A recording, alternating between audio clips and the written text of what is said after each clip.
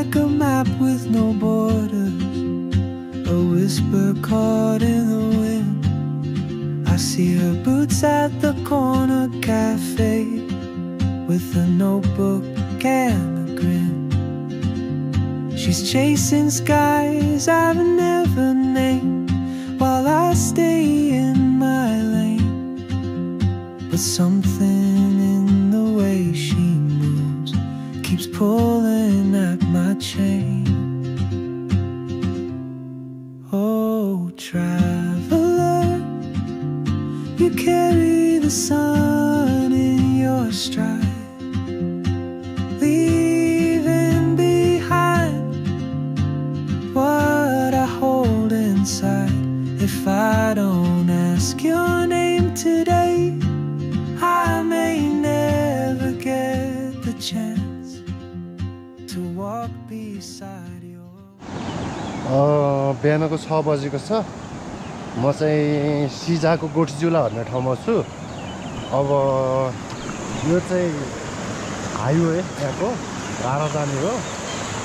यो खोलाबाट उता गएर रारा जाने, अनि यताबाट यो खोला आइरहेको पट्टि एप्पल गार्डन होमस्टे भनेको छ। अब यो खोला आइरहेको पट्टि हिँडेर यो खोलाको मूलसम्मै हुँदै माथि लेक क्रस गरेर पास क्रस गरेर म मेरो घर जान्छु। र यो यात्राको आज यात्रा वर्णन यो भिडियोमा हुन्छ। अहिलेलाई चाहिँ यस्तै छ अलि माथिसम्म। त्यसमा केही विशेष भयो भने चाहिँ म खिच्छु। तर माथि डाँडाको टपमा पुगिसकेपछि चाहिँ एकदमै राम्रो रेन्जल्यान्ड, हामीले पाटन भन्छौँ हाम्रो लोकल भाषामा। पाटनहरू देखाउँछु मैले, छोटा पानलौटीको पाटन भन्छ। अनि अहिले चाहिँ यात्रा सुरु भयो। यो ठाउँमा चाहिँ कस्तो छ भने अब अहिले यो समयमा पनि जाडो सुरु भइसक्यो। म ज्याकेट लगाएर हिँडेको छु। ठ्याक्कै गोठीचुलाबाट 20 मिनट जस्तो हिँडिसकेपछि म त पसिना पसिना भएँ। मैले यहाँनिर चाहिँ किन यो क्लिप बनाइराखेको भने गोठीचुला भनेको चाहिँ अलमोस्ट 20 to 23 मिटर्सको अल्टिट्युड हो। अब म जाने चाहिँ कस्तो हो भने यहाँबाट लगातार उकालो चढेर झन्डै 33-3400 मिटर्सको हाइटमा पुग्छु। अनि त्यहाँ चाहिँ माथि फ्ल्याट पाटनहरू आउँछ। त्यसपछि ओर्लेर फेरि 2100 मिटर्समा पुग्ने हो म। त्यो भएर आजको यात्राको विशेष हाइलाइट भनेको के हो भने म चढ्दाखेरि चाहिँ झन्डै 1100 मिटर आजै हाइट लिन्छु र 1100 मिटर आजै झर्छु। र यहाँनिर यो पर्टिकुलर ठाउँको कुरा गर्दाखेरि चाहिँ के भन्दाखेरि यो दिस इज ढटेलो। यो ढटेलो भने चाहिँ यो यसमा उहरू फल्छ अनि यसको चाहिँ तेल हुन्छ। यहाँको एउटा कमन तेल खाने स्पिसिस हो। यो वाइल्ड हो, काँडा हो। यसको चाहिँ फेन्सहरू बनाउनु बारहरूमा पनि युज हुन्छ र अर्को मेन युज भनेको तेल नै हो। र अरू शुभ कर्महरूमा पनि चाहिन्छ यो धार्मिक कुराहरूमा। र पारितिर यो साउथ इस्टर्न एस्पेक्टमा पुरै सल्लाहको जङ्गलले ढाकिएको छ। अनि बाटो चाहिँ यस्तो छ, रोड चाहिँ छ। यो मेरो गाउँपालिका जाने बाटो हो, तर अहिलेसम्म गाडी चढेको चाहिँ छैन मैले। र यहाँनिर सानो स्याउको फार्म रहेछ। कसको हो? यहाँ मेरो ब्याग छ।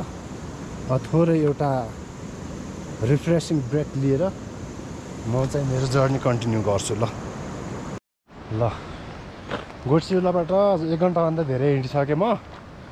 बुढो मस्टोको यो वाहनहरूको भएको ठाउँ, सानो थान भएको ठाउँमा आएँ। यो हो तल उतै रुख्ने र पनि थियो। अब बुढोको मस्टो चाहिँ मेरो माउली देवता हो। अनि हामी चाहिँ जहाँसुकै गए पनि अरू देवता नसम्झौँला, अरू भगवान् नसम्झौँला, तर आफ्नो माउली देवता र आफ्नो घरको कुल देवतालाई चाहिँ सम्झि नै राख्छौँ हामी। त्यो आफ्नो केही चाहनाहरू हुँदाखेरि, आफ्नो राम्रो नराम्रो जे हुँदाखेरि पनि हामी यहाँको अब विशेष गरी मैले भोग्दा चाहिँ कर्णालीको मान्छे चाहिँ हामी एकदमै देउताको भर पर्ने मान्छे हौँ अनि देउताको भर पर्ने देउतामा विश्वास गर्ने मान्छे हौँ। तर अब मैले पढ्दाखेरि चाहिँ केही नेपाली बौद्धिकहरूले हामीहरूलाई चाहिँ अलि हामीहरूको यो देउतामा धेरै व्याख्या गर्ने संस्कारलाई विशेष गरिकन काठमाडौँबाट हाम्रो कर्णालीको संस्कृति अध्ययन गरेकाहरूले हाम्रो यो देउतामा धेरै विश्वासलाई चाहिँ अन्धविश्वासको रूपमा ज्यादा वर्णन गरेका छन्। अब त्यसको बारेमा अब अहिले म धेरै बोल्दिनँ। तर के चाहिँ हो भने कुनै दिन किताबै लेखेर काठमाडौँबाट 2-4 महिना अनि 2-4 वर्ष कर्णालीमा बसेर यसो अध्ययन गरेर नेपालकै एक्सपर्ट भनेर कहलिएकाहरूलाई कुनै दिन चाहिँ पुस्तकै लेखेर हाम्रो कर्णालीको संस्कृतिको विशेषता के हो हैन, काठमाडौँको मान्छेले आएर कर्णालीको संस्कृति अध्ययन गर्न बुझ्न सक्दैन। कर्णालीको हाम्रो संस्कृति हाम्रो देउताको बुझाइ के हो भनेर गर्नलाई चाहिँ हामीले नै गर्नुपर्छ हैन, मैले गर्छु यो भन्ने मेरो सोच छ। तर अब यहाँनिर मैले आफ्नो देउता आफ्नो मावली देउतालाई सम्झिँदाखेरि हाम्रो देउताप्रतिको संस्कारलाई विशेष गरिकन काठमाडौँमा सो कल्ड एक्सपर्ट भनिएका मदन पुरस्कारै जितेका चाहिँ इतिहासवेत्ताहरू संस्कृति विज्ञहरूले चाहिँ हामीहरूलाई चाहिँ थोरै अपमानित ढङ्गले हाम्रो संस्कृतिलाई अलिक गलत तरिकाले वर्णन व्याख्या गरेका छन्। त्यसलाई कुनै दिन तोड्नुपर्छ। त्यसपछि घगडान भनिएका बौद्धिकहरू अनि एउटा चाहिँ बौद्धिक एउटा के भन्ने दास पनि विदेशी आइडिया चाहिँ हामीहरूमाथि आइडियाको लेन्सबाट हामीहरूलाई जज गर्ने विदेशी एजेन्ट जस्ता र हाम्रो एउटा हाम्रो कर्णालीको सांस्कृतिक जुन विशेषता सिभिलाइजेसनल अझ त्यो नेपालीमा भन्न आएन मलाई, जे होस् हाम्रो सिभिलाइजेसनल डिफ्रेन्स छ ओभरअल नेपालसँग कर्णालीको। यो कुरालाई चाहिँ मेटाउँदै मेटाउँदै नेपालको एउटा पिछडिएको भूभाग मात्र हो कर्णाली भन्ने जुन भाष्य बनाएको छ त्यो यिनै बौद्धिकहरूले बनाएका हुन्। त्यसलाई हामी बिस्तारै तोड्नुपर्छ। अहिलेलाई चाहिँ म अब यहाँ माथि यस्तो छ, अब अझै ठाडै उकालो छ, अब म हिँड्छु। चाहिँ यतातिर ढुङ्गै ढुङ्गा गजबको छ, माथिसम्मै छ। यो कसरी यो ढुङ्गा आयो होला भनेर सोच्नै नसकिने किसिमको ढुङ्गा छ यहाँनिर। माथिबाट अब रकफल हुने खाले पनि छैन। तर अब एकमात्र लजिक के लाउन सकिन्छ भन्दाखेरि यो रक फल्सहरू नै हो, माथिबाट धेरै पहिला होला। अनि मेरो यात्राको कुरा गर्दाखेरि चाहिँ म 3000 मिटर एराउन्डमा आइसकेँ। अनि अब 300-400 मिटर अझै छ चढ्नु जस्तो लाग्छ। त्यो पास क्रस गर्ने हो मैले। मेन उकालोको सेक्सन अझै बाँकी छ। अब 1.5 घन्टा जस्तो लाग्छ कि। तर मैले बिहान यात्रा गर्दाखेरिको त्यो ठुलो खोला तल सानो पानीमा सीमित भइसकेको छ। अब एकैछिन माथि म देखाउँछु यो खोलाको मूल, जहाँ खोला रहँदैन, अब खोला बनेको छैन, त्यहाँ देखाउँछु। अहिलेलाई चाहिँ यति नै। यहाँनिर 1-2टा घरहरू छ। अब सोध्छु दही पाइयो भने दही खान्छु, नत्र भने हिँडिराख्छु। ल यहाँ चाहिँ भेडाको बथान रहेछ। यसरी भेडा राख्ने भनेको चाहिँ मैलको लागि हो। यिनीहरू यो गरामा राख्यो भनेपछि यिनीहरू जहाँ बस्छन् त्यहीँ मैल हुन्छ। अरू मल हाल्ने यहाँ तरिका छैन। यहाँ माथि लेकमा त्यहाँ जोत्दै पनि हुनुहुन्छ आलु निकाल्दै। मेरो यात्राको उकालो उतै अन्तिम बाँकी छ। अब आधा घन्टादेखि 45 मिनटमा सकिन्छ। ल मैले झन्डै 2.5-3 घन्टा अगाडि यात्रा सुरु गर्दाखेरि देखिएको खोला यहाँ आएर यसरी समाप्त हुन्छ। यति सानो पानी छ। त्यहाँ माथिबाट सानो सानो आइरहेको छ। माथि त्यो माथिको टप भनेको त झन्डै 4000 मिटर छ। यो ठाउँ बर्खामा त स्वर्ग हो। तर हिउँदमा चाहिँ हिउँ परेको बेला यो खोलामा हिउँ पहिरो आउने सम्भावना पनि अलि धेरै हुन्छ किन भन्दाखेरि एकदम स्टिप स्लोप छ माथि टुप्पाको हिउँबाट यो हिउँको एउटा डल्लो लोटेर आयो भनेपछि तल आइपुग्दा हिउँ पहिरो बन्छ मलाई याद छ पहिला यहीँ आसपासमा एउटा होटल थियो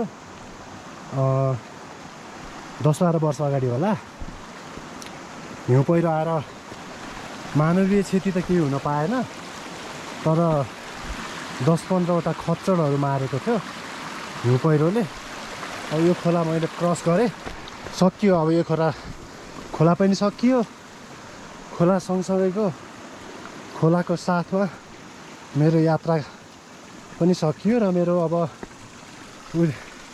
यो अगाडिको पासबाट मेरो पास पुरा गरिसकेपछि म मुगु जिल्लामा प्रवेश गर्छु र मेरो आजको यात्राको उकालो भाग पनि पुरा गर्छु झन्डै अब लामो त झन्डै 3.5 घन्टा जस्तो लाग्ने भयो मलाई तर ठ्याक्कै अल्टिट्युड गेन गर्ने भनेको 1200-1300 मिटर जस्तो हो म बिहान हिँडेको ठाउँबाट त्यो उकालोमा त अब खिचेर बोल्न पनि सकिन्न होला झन्डै सास फुस्केला जस्तो हुन्छ अहिले पनि सास फेर्न गाह्रो छ अलमोस्ट किन भन्दाखेरि अब विभिन्न कारणले उकालोको हिँडाइ कन्टिन्युअस अनि फ्युल चाहिँ 1-2 दाना स्याउको त्यही भएर अब माथि पिकमा गएर खिच्छु चाहिँ जुनिपर हो आई थिङ्क जुनिपर होराइजोन्टालिस होला तर यो हिमालयको कनिफरहरूमा मलाई चाहिँ एकदम लभली ब्युटिफुल लाग्छ यो जुनिपर अनि त्यसमाथि एकदम क्या खत्रै लाग्छ मलाई सुँग्न मन लाग्ने छुन मन लाग्ने टाइपको एकदम गजब लाग्छ मलाई यो चाहिँ हिमालयन क्रोको आवाज सुन्नुहोस् है क्याउ क्याउ कहाँ होइन क्याउ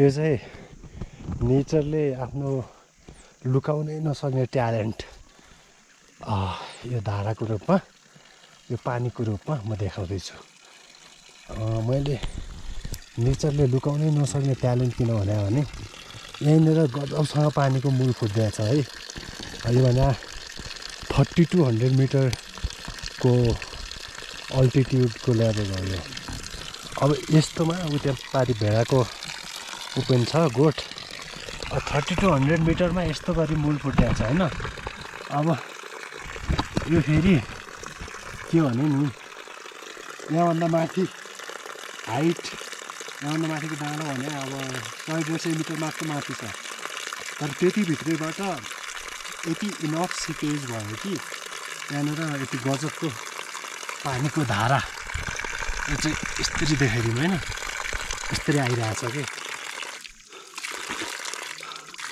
चिसो छ नेचरको आफ्नै फ्रिज छ है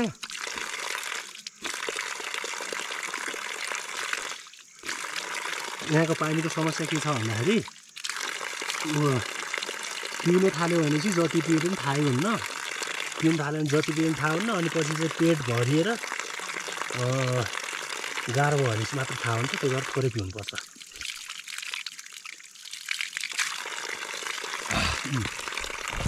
यहाँबाट माथि अलमोस्ट अब 100 to 150 मिटर्सको हाइट छ म चाहिँ बाटोबाट हिँडिरहेको छैन पाखा हिँडिदिन्छु यहाँको यो घाँस चुनबुकी हो यो अनि यसको चाहिँ विशेषता हामीहरूको भन्छन् कि यसले गाई भैँसीको दुध नै फरक बनाइदिन्छ यो यहाँ सानो देखिरहेको यो काफल हो हाम्रो ए काफल होइन रहेछ, अर्कै रहेछ, सरी।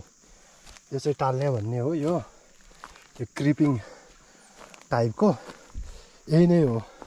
यस्तो अल्टिट्युडनल रेन्जमा पाइने स्रब भने कमन, मेन कमन हो यो। अनि ऊ त्यहाँ अलिअलि कुनै कुनै ठाउँ हेरेर रुखहरू हुन्छ, एस्पेक्ट हेरेर। अनि नर्मल्ली साउदर्न एस्पेक्टमा हुन्न।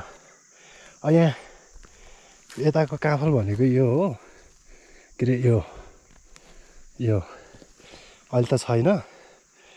अनि यहाँ सबै जडीबुटी छ। यो पनि एउटा जडीबुटी हो, मैले नाम बिर्सेँ। यो पनि यहाँ प्रायः जस्तो जडीबुटीको स्पिसिस हुन्छ। यो पनि यो भयो। यो चाहिँ पहिला यसको यस्तरी छाला काट्यो भनेपछि यो आगो एकदम सजिलै टिप्छ।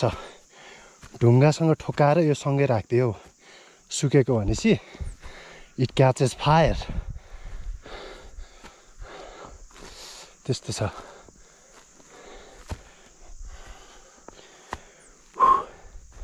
यति ठाडो उकालोमा मेरो त बिहाल भइरहेछ। झन् मैले उ त्यो बाटो छ, बाटोभन्दा अलि छेउको रुट ठाडो उकालो हिँडिदिन्छु भनेर जोसिएको, हालत खराब भइरहेछ। हो यस्तै लाइफ भएर लाग्छ 2-3 महिना ट्रेनिङ गऱ्यो भने त इजिली सगरमाथा चढिदिन्छु।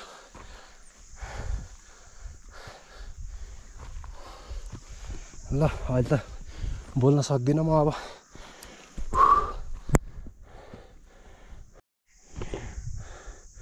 जुम्लाको कुहिरो मुगु हिँड्दै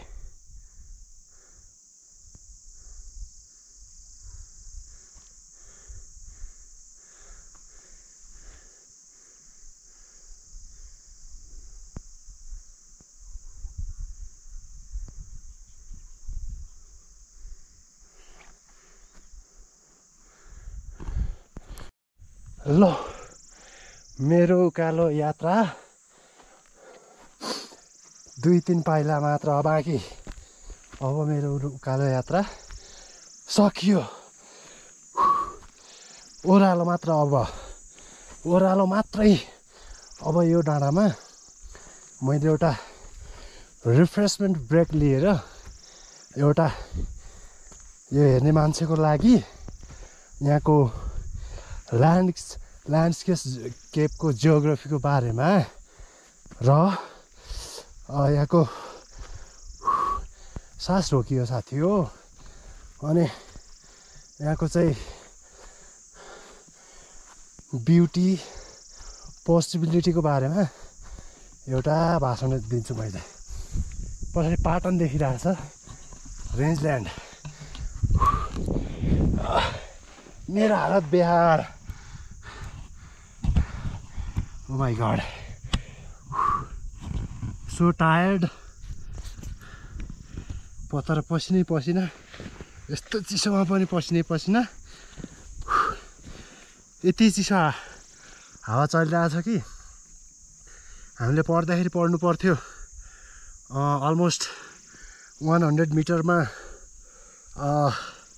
1 डिग्री सेल्सियसले टेम्परेचर घट्छ भनेर। त्यो हिसाबले त बिहान म हिँडेको ठाउँ सिजामा 15 देखि 20 को रेन्जमा थियो होला टेम्परेचर। यहाँ चाहिँ 5 डिग्री सेल्सियसको अराउन्डमा छ। 10 भन्दा प्लस त 100% छैन, त्यो स्योर नै हो।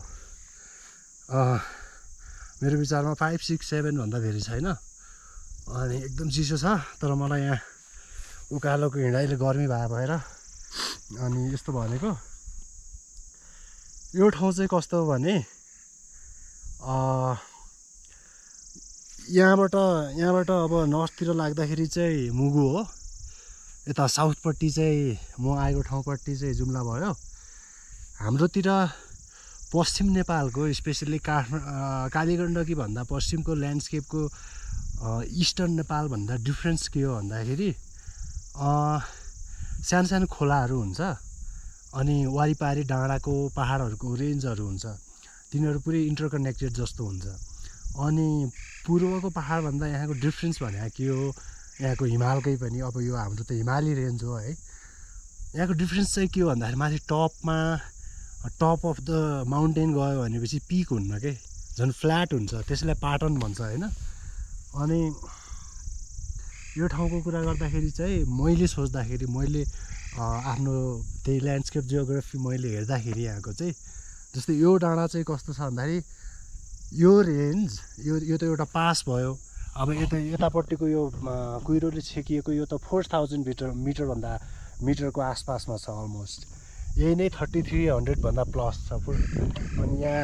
यस्तो नर्थ इस्टतिर पनि त्यस्तै छ है यहाँ त मुगु साइडतिर चाहिँ पुरै पाटनहरू रेन्जल्यान्ड छ यो एरिया चाहिँ त्यो बढीमालीकै जस्तो छ यो बढीमालीकै लेभलको अल्टिट्युड हो अब मैले भन्न खोजेको के भने जस्तै यो ठाउँको सम्भावनाको कुरा गर्दाखेरि चाहिँ अब हामीहरूको यहाँको पोलिटिकल लिडरहरूले त्यतिको सोच्ने लेभल त राख्दैनन् जस्तो लाग्छ तर म यहाँको बारेमा अलिक आफ्नो ठाउँको बारेमा चासो राख्ने त्यसको सम्भावनाको बारेमा सोच्ने पनि भएर कस्तो छ भन्दाखेरि यो रेन्ज भनेको यहाँबाट यही रेन्ज फलो गर्दै गर्दै उता खेसमा मालिका भनेको बढी मालिकाको ठ्याक्कै वारिपट्टि हुँदै यो कालीकोटको मान्मामा गएर सकिन्छ क्या यो रेन्ज र माथि नर्थ इस्टतिर जाँदाखेरि यो जाँदै यो रारा नेसनल पार्कको साउथतिरको त्यो पिक चुचेमारा हुँदै उता रेडमोक्सा हुँदै उता चाहिँ सेफोक्सोन्डोको चाहिँ नै माथि कान्जिरोवासम्म जोडिन्छ क्या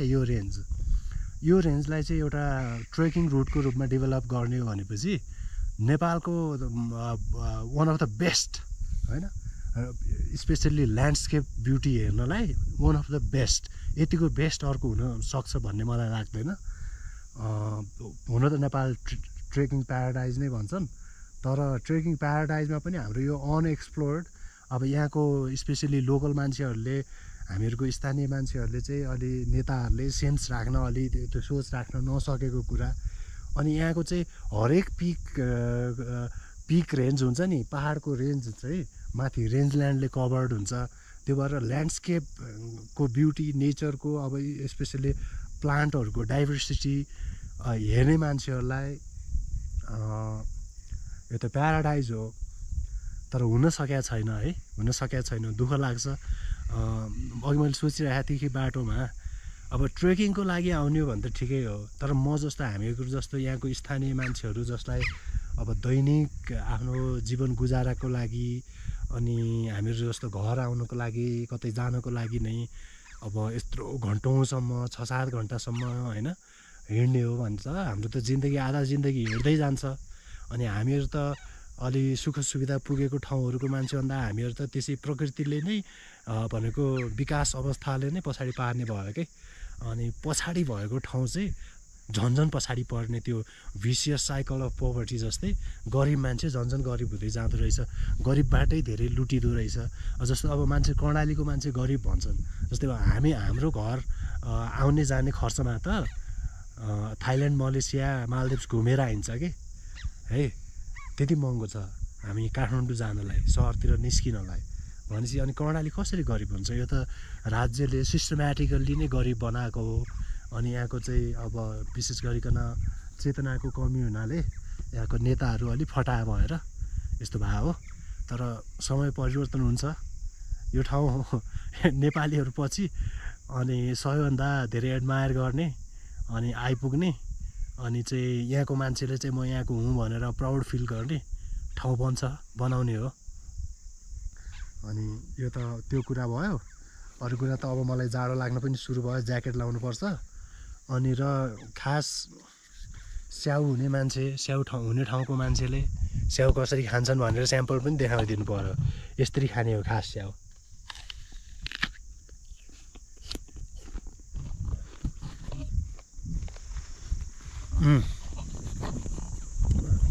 कुहिरो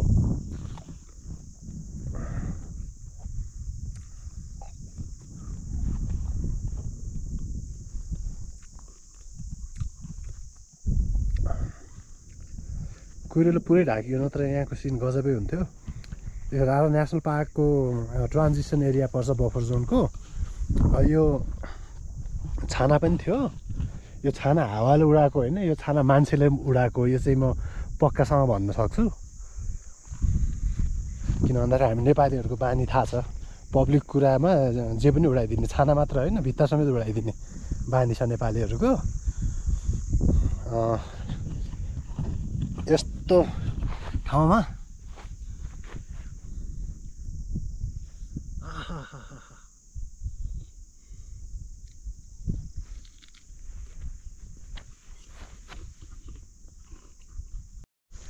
हिमालको मौसम भने यस्तै हुन्छ। यी एकैछिनमा क्लियर थियो, एकैछिनमा यस्तो कुहिरोले भरिभराउ भइसक्यो। अनि त्यहाँ परपट्टि चाहिँ थोरै घाम देखिरहेको छ फेरि। अनि म चाहिँ त्यो हाफ नेकेड भएर पोज गर्ने मान्छेलाई चिसोले थुरथुरी गमाएर एकछिनमै यस्तो अवस्थामा बनाइदिइसक्यो मलाई। यस्तो छ स्थिति।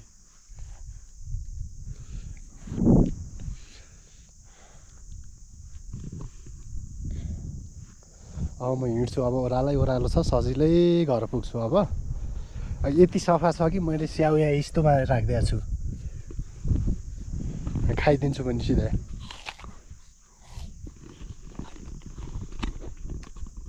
अब अलि तलको यतापट्टि मुगु हो, यहाँबाट मुगु सुरु भयो।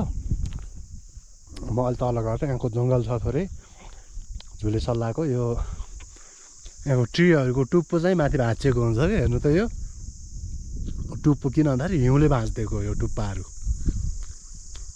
हिउँले रुखको टुप्पा भाँच्छ, कमजोर पार्टलाई भाँच्ने त हो नि त। यसलाई चाहिँ छोटे पानलौटीको पाटन भन्छन्। यो धेरै ठुलो एरिया छ, यो यतापट्टि रुखहरू पनि छ। अनि तर पाटन एरिया नै धेरै छ। अनि यो इस्टपट्टि त मैले भनिहालेँ, यस्तै यस्तै हुँदै डोल्पाको सिमानासम्म पुग्छ। अनि साउथपट्टि चाहिँ यस्तै यस्तै हुँदै जुम्ला हुँदै उता कालीकोटसम्म पुग्छ। तर एकदम अलि फ्ल्याट एरिया अलि धेरै भएको भनेको यही एरिया हो। यसलाई अब छोटा पानलौटी उता खमालेसम्मको एरिया हो। मैले बुझेअनुसार चाहिँ हामीहरूको तल्लो मुगुमा भूगोलको हिसाबले ल्यान्डस्केपको त्यो ब्युटी हुन्छ नि, त्यो चाहिँ यो ठाउँ जतिको म अन्त भेट्दिनँ। अनि अर्को यहाँको विशेषता के भन्दाखेरि हाई अल्टिट्युडमा भएर यहाँ चाहिँ जडीबुटीहरू अनि सिमी आलु पनि एकदमै गजबसँग फल्छ। अहिले यहाँको दुर्गमै ठाउँ सोकल भए पनि यहाँको मानिसहरूको आर्थिक अवस्था प्रायः जस्तोको राम्रो छ। त्यही मैले भनिहालेँ, हाम्रो ओभरअल नेपालभन्दा पर्सेन्टेजको हिसाबले कर्णालीमा गरिब धेरै नै छन्, त्यसमा कुनै शङ्का भएन। तर कर्णालीमा वेल अफ मान्छे पनि धेरै छन्। कर्णालीको चाहिँ कस्तो भने पपुलेसन कम छ।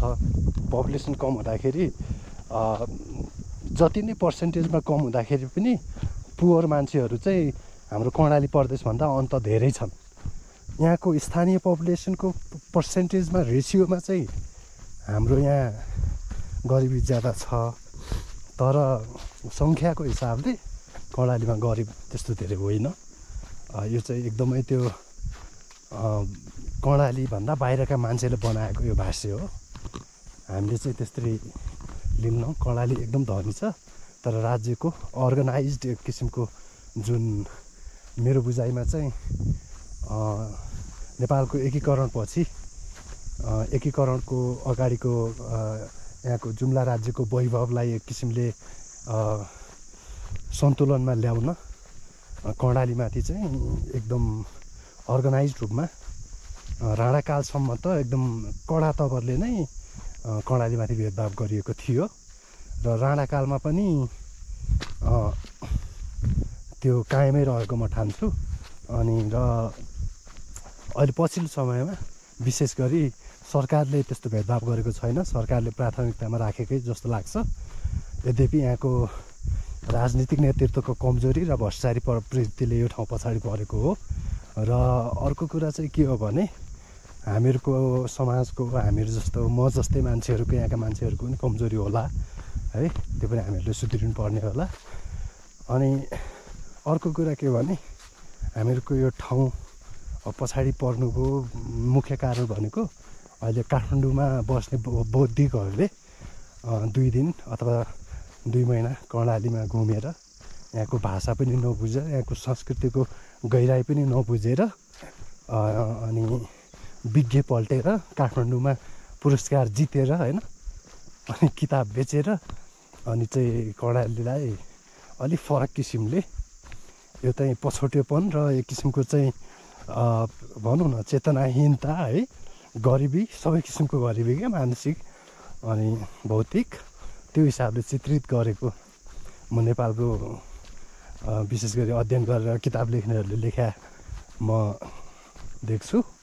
यो कुरामा परिवर्तन बिस्तारै हुन्छ, हामीले गर्छन् मान्छेहरूले, जाग्दैछन् कर्णालीका मान्छेहरू पनि अलि आफ्नो ठाउँको बारेमा आफै अलि अध्ययन गरेर अनि समग्र नेपालीहरू सामु देखायो भनेपछि बिस्तारै चिनिन्छ। एकदम एक्सक्युजिटली ब्युटिफुल लाग्छ मलाई चाहिँ। र अब अर्को कुरा चाहिँ के भने अघि म एउटा खोलाबाट तलबाट सुरु हुँदै मूलमा आएर सकिएको थिएँ। अब मलाई अर्को खोलाको मूलबाट सुरु भएर यो सानो सानो यो पानी जम्मा हुँदै एउटा खोला बन्छ। त्यही खोलाको वारिपारि हुँदै झन्डै झन्डै म्यान भर्सेस वाइल्ड लेभलकाले गर्ने हाम्रो यहाँ नर्मल रुट हुन्छ। अनि त्यो गर्दै म ठ्याक्कै मेरो वडाको मिनी हाइड्रो छ त्यहाँनिर झर्छु। त्यसपछि म ठ्याक्कै मेरो होम रेन्जमै प्रवेश गर्छु। तर होम रेन्ज भनेको मेरो गाउँपालिका नै सुरु भइसक्यो, मुगु जिल्ला पनि सुरु भइसक्यो। योभन्दा तलको त्यही यो म खोला सँगसँगै हिँड्ने यात्रा चाहिँ वाइल्ड हुन्छ। म देखाउँछु कति गाह्रो हुन्छ यहाँको लाइफ भनेर। जिन्दगीमा सबै हिँड्ने बाटाहरू यत्तिको आनन्दको घाँस यत्तिको फ्ल्याट भइदिँदा हुन त कति सजिलो हुन्थ्यो। तर जीवनमा बाटाहरू त यस्ता फ्ल्याट पनि हुन्छन्, अघि मैले सास रोक्दै हिँडेको उकालाहरू पनि हुन्छन्। सबै यात्राकै भाग हुन्। यहाँ चाहिँ यहाँको नर्मल एउटा सर्भाइभर हुन पनि बडा गजबको एथलेटिक हुनुपर्छ। मैले भने नि त्यहाँबाट यही जङ्गलबाट सिपेज भएको पानी अब यहाँबाट अलि अर्गनाइज भएर अगाडि बढ्दैछ।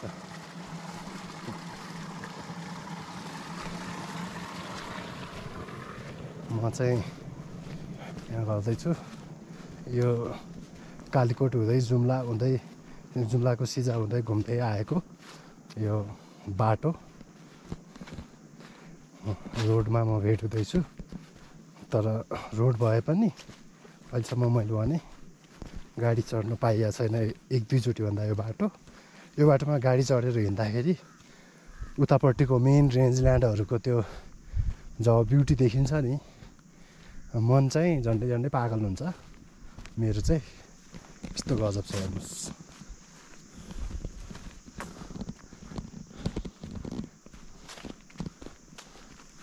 क्यामेरा चाहिँ लिमिटेड भ्यू हुने कि हेर्ने त आँखाले हो कि आफ्नै आँखाले हेर्नुपर्छ। त्यही पनि आँखा चिम्म पनि नगरेर अनि बल्ल यस्तो ठाउँ हेर्नुको मजा आउँछ।